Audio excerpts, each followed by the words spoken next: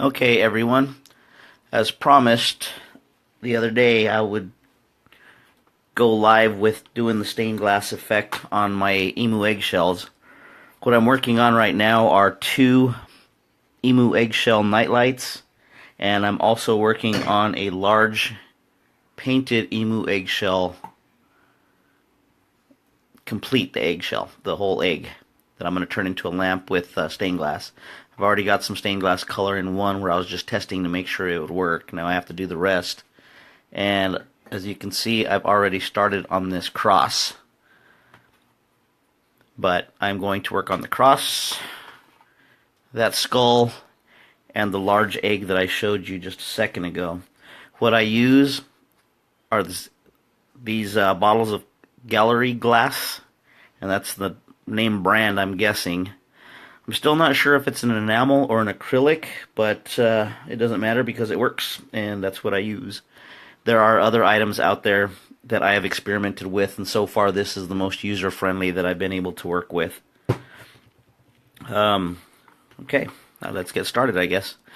I'm using, of course, the already pierced eggshell that I did a few days ago, and just for demonstration purposes, I'm using this light box to illuminate from the bottom.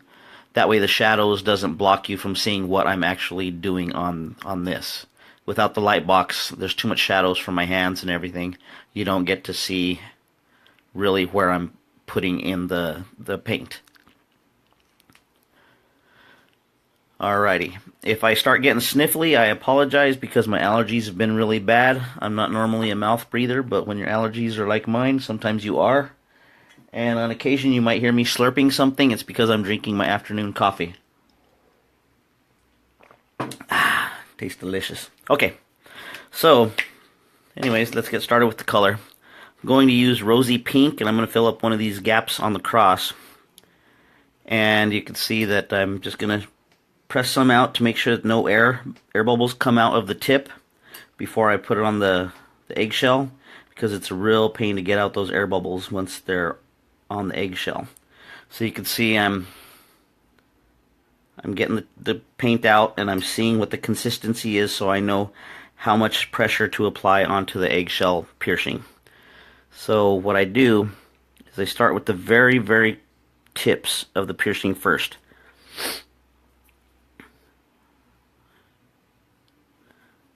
I don't know if you can see that very well or not, but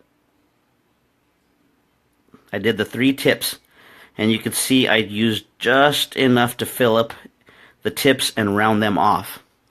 Now what I'll do is basically connect the dots.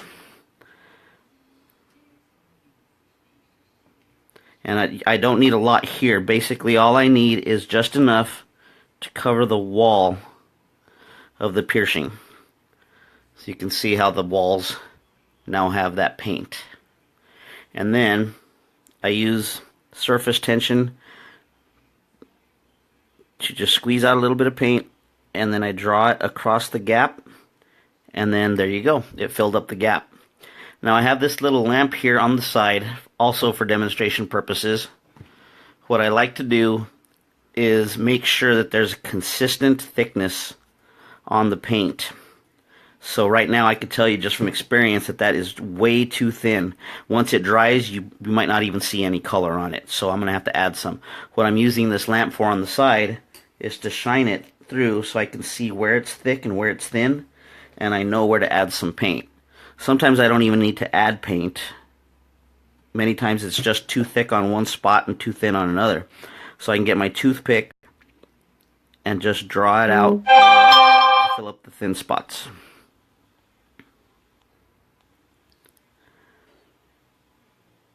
And then I hold it up to the lamp to see if it's consistent. It's pretty consistent with the light. There's no thin spots, so I can go on to the next color. Now on large areas,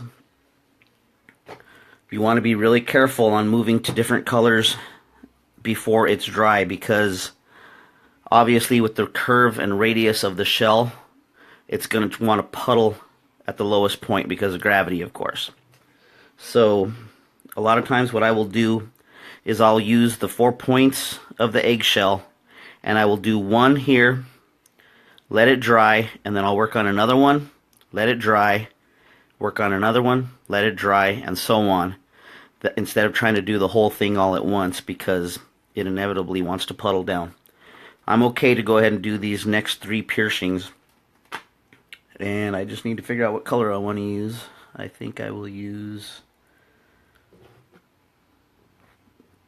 red. Red shows up really well, and it's one of my favorite stained glass colors. So again, same process. You squeeze a little bit on the towel to make sure that you don't have any air bubbles. Make sure it's not plugged. If you ever get one of these and they're plugged and you put it on the eggshell immediately and it decides to unplug itself, you're going to have paint all over your work, and this stuff does not clean off of eggshell very well. So again, that's why I have it on the tissue paper. Just start here, put some on the point, put some on the point, and fill that gap right there. And then I'll continue with connecting those points just enough to put the paint on the wall.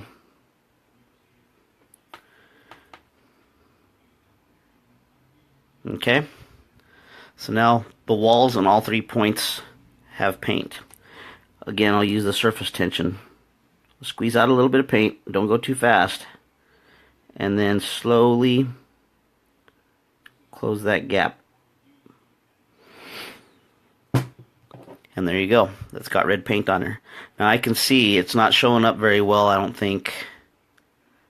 Yeah, you can see it there up close, how it's very, very thin right there. So what I will do is just get the toothpick and just draw a little bit of paint and even it out. This is going to need more paint, I can tell, because it's really thin. Yeah, as I put it to that light, it's very, very thin. So I will just go ahead and put just a dab of paint.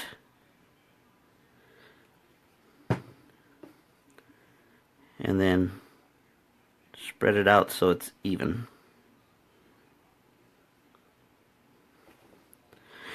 I did get a little bit of paint on the eggshell right here. I don't know if you can see it or not. But before it dries, just get the tip of your toothpick and simply wipe it off just like I did right there. And there you go. You got another color done. So for the next color, I am going to get a light blue, but I didn't take it out. So I will have to go to the cabinet and get it. I will be right back.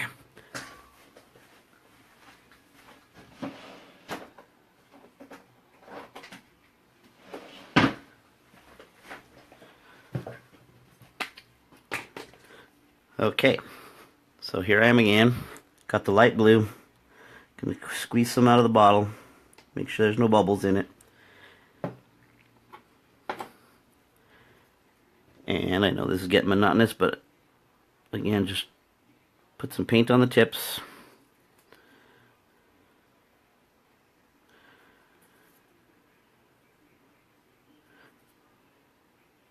Connect the tips. Oh, got a little heavy on the paint there, that's okay. It's not a habit you want to make though, because if you go too heavy on the paint, obviously gravity is going to pull it and suck it up to the bottom, and you're not going to have a clean inside of the shell. And I like for my work to be as clean as possible, even on the back where nobody sees it. Alright, now, same as the other ones, I'm just going to use surface tension, squeeze out some of the paint, and fill up the gap.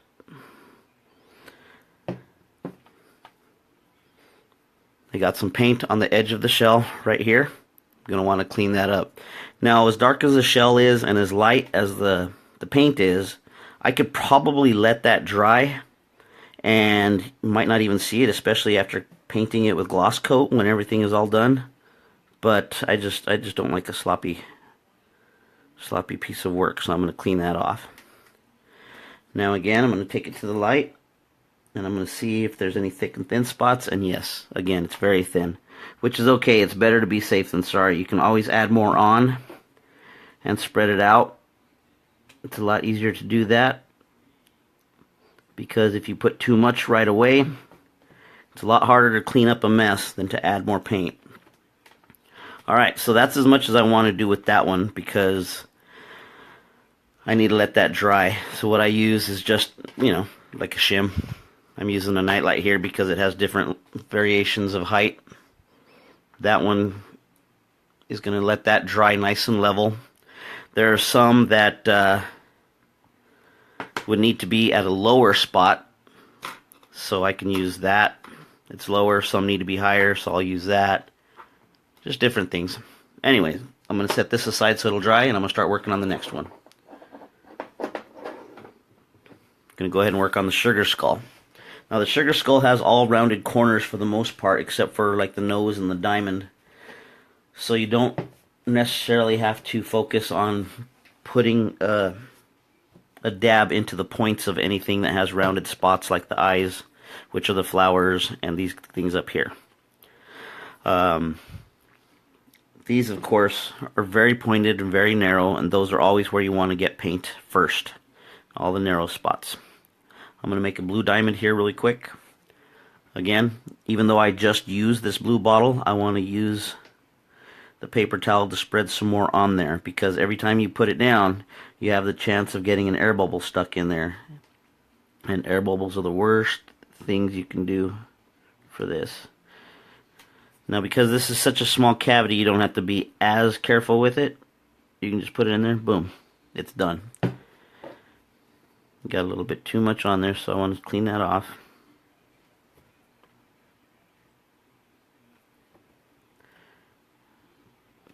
Okay. Check the back, make sure I didn't put too much and it didn't spill over. You can see it's a nice clean triangle there in the back. Not too much, it's not bubbled up, so I didn't put too much at all. It's gonna look okay. Alright. I think I'm gonna do one of the flowers on the forehead, because that is on a radius of the shell. So I'm going to do that flower and then prop it up so it'll dry level, and then I'll move on to my next piece of work.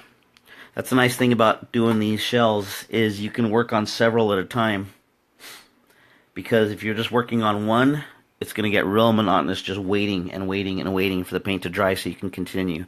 So always try to have yourself something else to do while the paint is dry. If you're like me, you get really impatient and you try to rush the work and you end up making mistakes. And ask me how I know that. Okay, so I'm going to make this sugar skull similar to the one I had already done on a full-size eggshell. I did some changes because the image on a nightlight is smaller than on the full egg, but here is the original, and you can see how I used yellow on the eyes with purple. This nightlight doesn't have leaves. I didn't really have enough room to put leaf detail on there. When I did the first skull, I saw that the red band over the eyelashes, or the eyebrows, were a little bit too thin, but it's one of the first stained glass images I ever did, so there's a lot I learned on that one. Okay. Oh, additionally, you can see on the eyes that on the egg that I did, I have bridges going in the petals of the flower and in the middle where the yellow is. That was necessary because the image was so much larger. You need to have the smaller spaces to use that surface tension on the paints. Because the nightlight is so small, it wasn't necessary to have those bridges.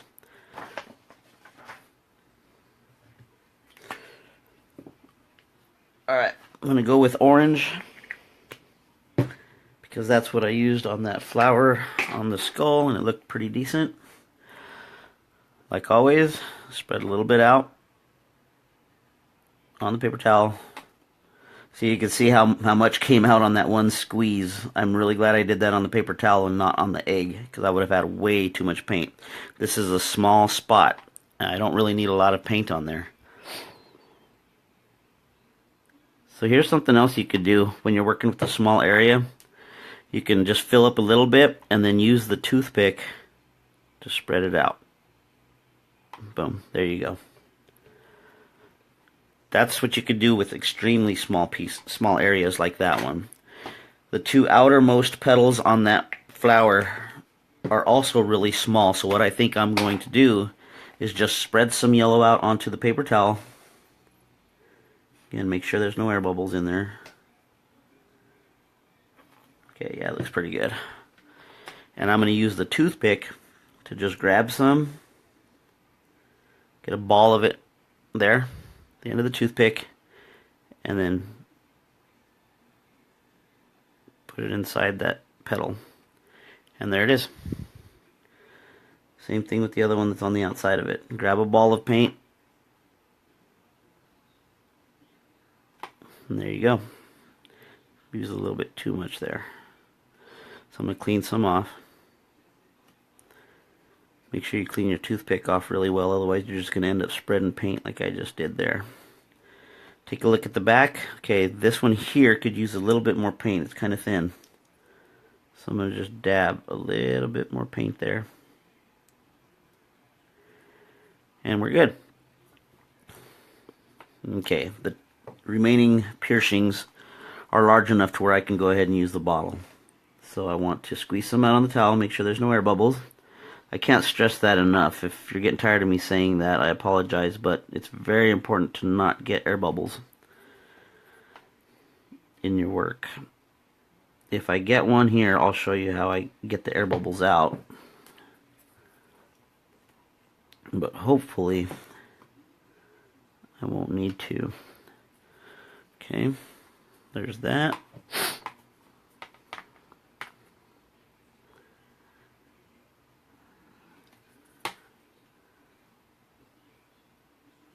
If you guys are commenting on this live feed, I apologize, but I obviously can't read it because I have the camera above my work, and it's where I cannot see the screen to read it. Alright, now this larger hole, I want to do like I did with those triangles on the cross. I want to put paint along the walls, and then, I don't know if you can see that or not, but I have paint all along the walls there.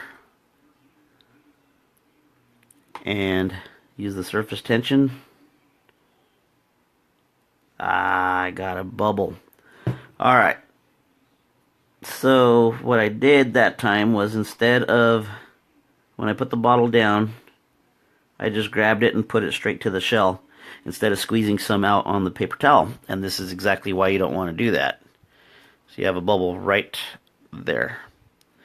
And sometimes bubbles look okay on stained glass. It makes it look more authentic, but on a piece this small, I don't like doing that. So what I did was I carefully pierced that bubble. They don't always pop that easily. Sometimes you have to just dig it out with the toothpick. It'll stay on the toothpick. You're surrounded by paint, and then you can just wipe your toothpick off. That time it actually popped, which is good for me. But because I stuck my toothpick in there, I sucked a lot of the paint out. So now it's got a really, really thin spot where the bubble was. So what I'm going to do is I'm going to squeeze some out on the paper towel. Grab a ball of it with the tip of the toothpick, like that. And set it on that paint. And just dab it. Make sure it's nice and even. Compare it to my light here on the corner. Make sure that there's no thick or thin spots, and it looks pretty good.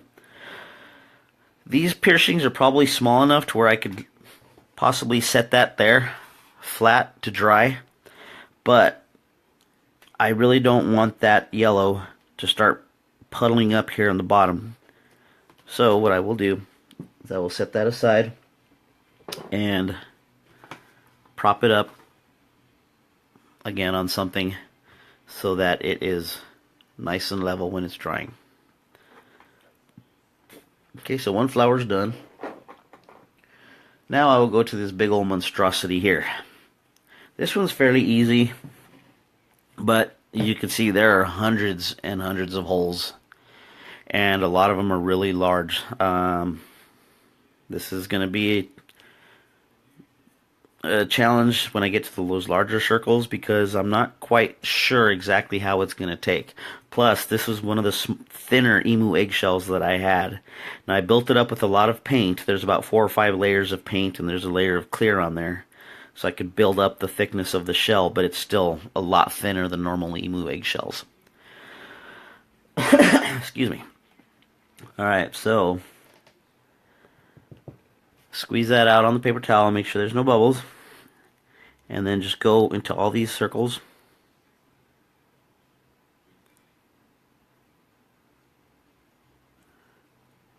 And just put the paint in there.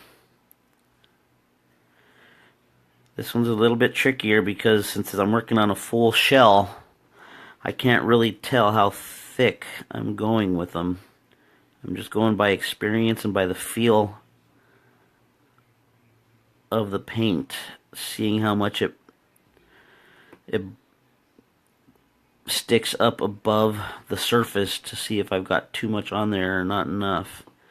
And so far, I'm not doing too bad. Doesn't seem like I'm doing them too thick. That's it for the yellow. I need to put white in the center.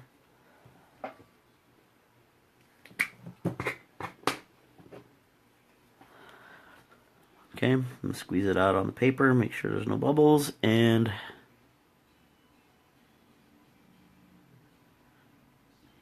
put the white. And that's that. Seemed like I did pretty decently with not getting any paint on the shell outside of the piercing, so I don't have much to clean up. Now this one, of course, I do need to let it dry, and I need to try to make it as level as possible so that it doesn't try to spill out of those holes. So I've got this holder here that I can use to hold the egg up. You can't see it on the camera, and I don't want to try to move the camera because who knows if I'll be able to get it back the way it was. Alright, now within that time, the cross has dried enough for me to start messing with it. It's not completely dry yet, but it's dry enough to where I don't have to worry about it puddling and trying to go down to the bottom, so I can continue working with this. Let's see, what color should I use? Again, I'm sorry I can't hear you people if you're trying, well, not hear you, but I can't see your messages if you're writing to me, so when I ask you what color should I use, it's really just to hear myself talk, because I can't read any suggestions you make.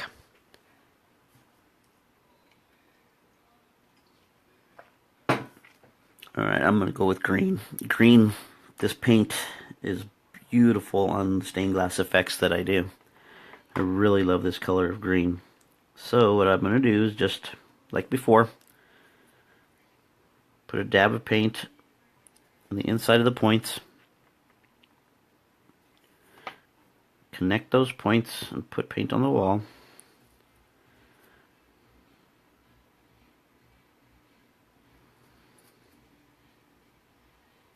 And then use surface tension to fill up the gap.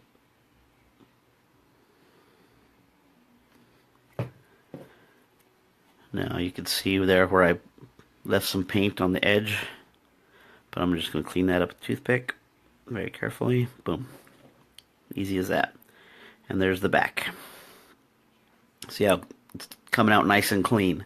I don't have any puddles or drips going on the inside. Again, you want to be a little bit stingy with the paints and put just enough to fill up the gaps. And then you can always go back later and make it thicker if you need to, like I'm going to do here. Oops. I almost didn't check to see if there's air bubbles. Alright, it's clear. Put just a dab of paint. Spread it out so it's even. And then move on to the next color.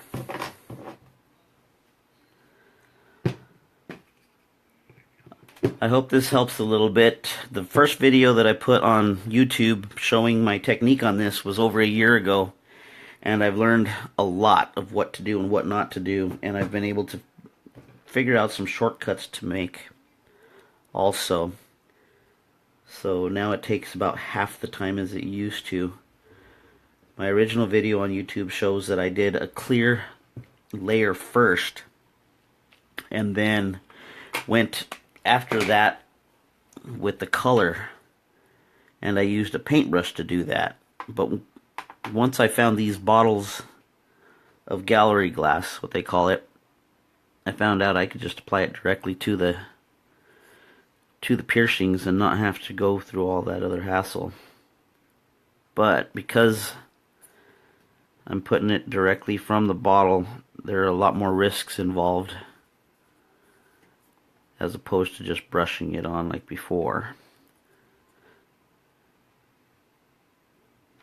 There's no right or wrong way to do this, aside from the obvious, of course.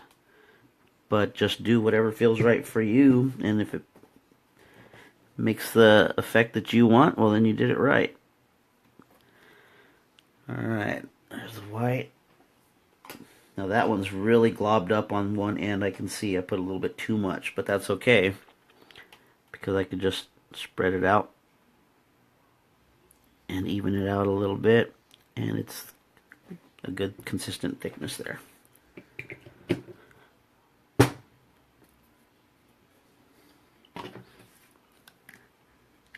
I think I'll do yellow.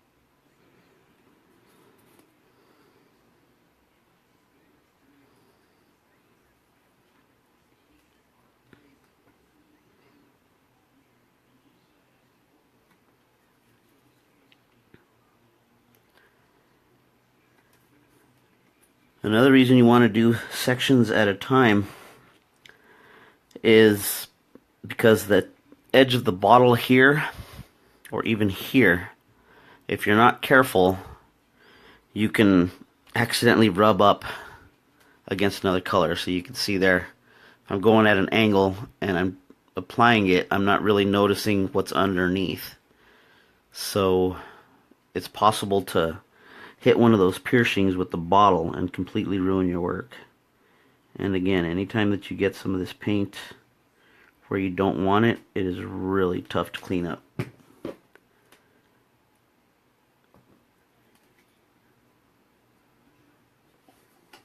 Alright, looks like I'm putting all these paints on a little too thin. I'm having to add a lot. Or I'm having to add to a lot of the piercings, I should say, not having to add a lot of paint. But that's okay, because I can always add a little bit.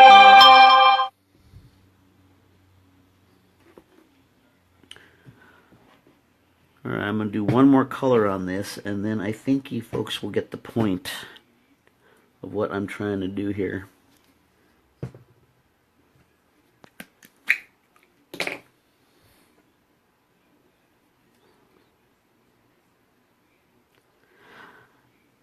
I've gone live before, and I know that Facebook has a way to go ahead and make your live video as a post. So I'm going to do that when I'm done here so that it can be watched again if you guys need to see it again, or if you missed any part of this video.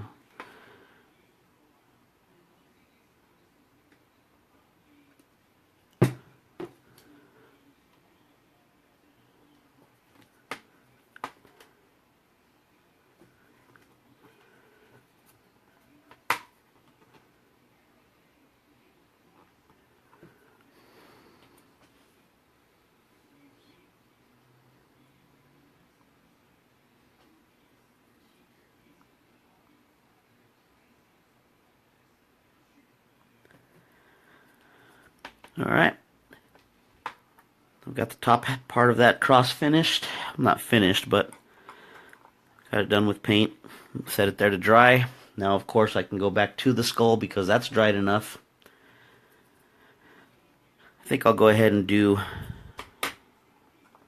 one of the eyes for you guys. Alright, the center was yellow and the petals were purple. I'm going to do that again. That's a pretty large circle in the center of the eyes there. Oh, there's a nice big air bubble that came out on that. You can't see that on the video, but it's a huge air bubble. And that's precisely why you want to squeeze some out on the paper towel first. Alright, so like I was saying, that's a pretty large circle in the center of the eye. But I'm pretty sure that I can do this with the bottle and not have to do anything special with it. Just go around the circle. Put some on the walls first. Yeah, this will be fine. So you can see I've got some on the walls. And then just fill up the gap. There it is. Looks a little thin. I'll put just a dab on there. Alright. Keep knocking those bottles all over the place. Too much coffee. Alright, now I grab the bottle of purple. Squeeze out on the paper towel. Make sure there's no bubbles. I've used a lot of purple since I've been doing these, so the bottle is starting to empty out. Alright. Now all I'm going to do is just go around the circle.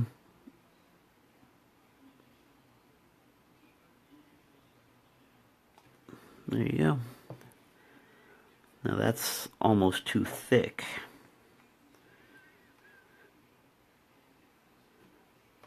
Now when I put too much paint on there, I'll tell you what I'll do. Let me demonstrate for you here on another petal. Alright. Okay. So that's got way too much paint. I can see just on top how it bubbles up, how it domes up, and then if I was to look at it from the bottom, it's almost ready to drip on the back part of the shell. Far too thick. What I'll do is I'll get the toothpick and I'll carefully, right in the middle of the piercing, dip the toothpick in and then quickly draw it out. And you see how much paint I drew out on the toothpick itself. And then just wipe that against the paper towel, wipe all the excess paint off. Look at it again, I still have too much. So just repeat the process until I take as much of the paint off as I needed to. And okay, now I can see a nice little concave surface on that petal, so I know it's not too thick. Instead of convex, it's concave. And same thing with this one. This has a little bit too much. I'll take a little less off of that one. Alright, that's got a nice concave surface now as well. On to the next ones.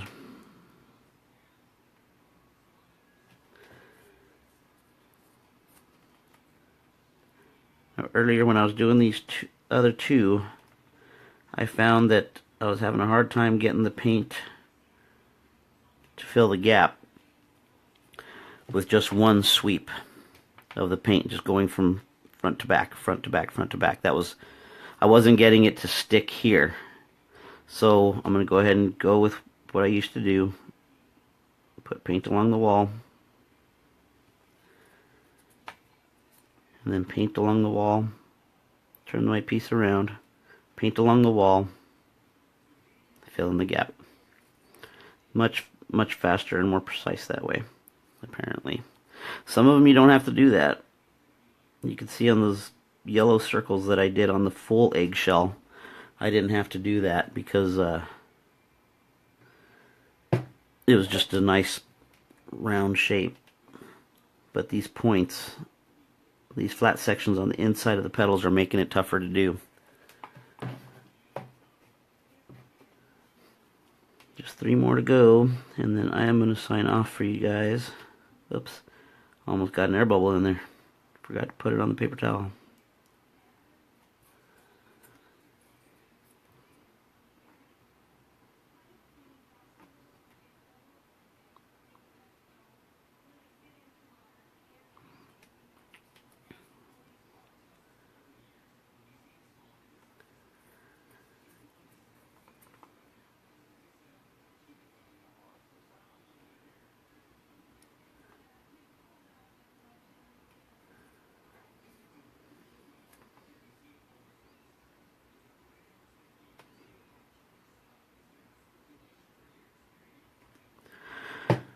Alright, everybody. That's it for now. I hope that helped you a lot. And I look forward to seeing everybody's work. And I encourage you to try it. It's not as intimidating as you think once you get it, the little nuances figured out. Of course, the smaller the piercings, the easier it is to work with. But larger piercings can be done also. This is something I was experimenting on with larger piercings, and those were extremely tough. It takes a completely different technique. But I haven't worked on that for a couple months, I don't think. Okay, so I'm going to set that propped up so it'll dry. I have my cross still propped up so it'll dry. This thing is ready to go on to the next circle, and I will work on that off camera. Thanks for watching. Have a good one, folks. Bye.